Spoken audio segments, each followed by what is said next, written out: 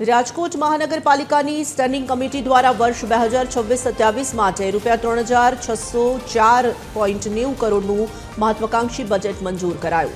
આ બજેટમાં સૌથી મોટી રાહત આપતા કમિશનર દ્વારા સૂચવવામાં આવેલા નવા કરબોજને ફગાવી દેવાયો છે। સામાન્ય જનતા માટે મિલકત અને પાણી વેરાના ચડત વ્યાજમાં ₹5000 સુધીની માફી જાહેર કરાઈ। पर्यावरण और शहर की सुंदरता पर भार मूकता रेसकोर्सना नवीनीकरण माटे ₹10 करोड़ और 51,000 वृक्षों माटे नमो वन बनावानुं आयोजन है। इलेक्ट्रिक परिवहन ने वेग आपवा ₹25 करोड़ना खर्चे चार्जिंग स्टेशन बनशे।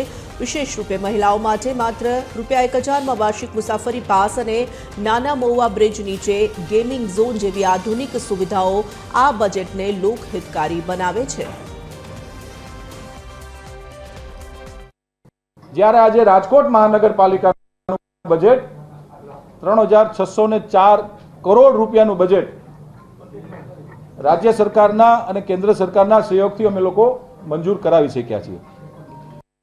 એ બદલ કેન્દ્રની ભારતીય જનતા પાર્ટીની સરકાર અને રાજ્યના ભારતીય જનતા પાર્ટીની સરકારનો રાજકોટ મહાનગરપાલિકાના સૌ પદાધિકારીઓ અમે આભાર માનીએ છીએ।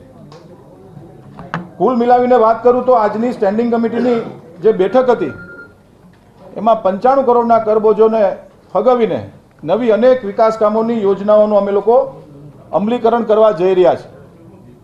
ખાસ કરીને ચાલુ નાણાકીય વર્ષની અંદર વ્યાજ માફીની યોજનાનો પણ આજે અમે જાહેરાત કરી છે, જેનું અનુકરણ આવતીકાલથી થવાનું છે।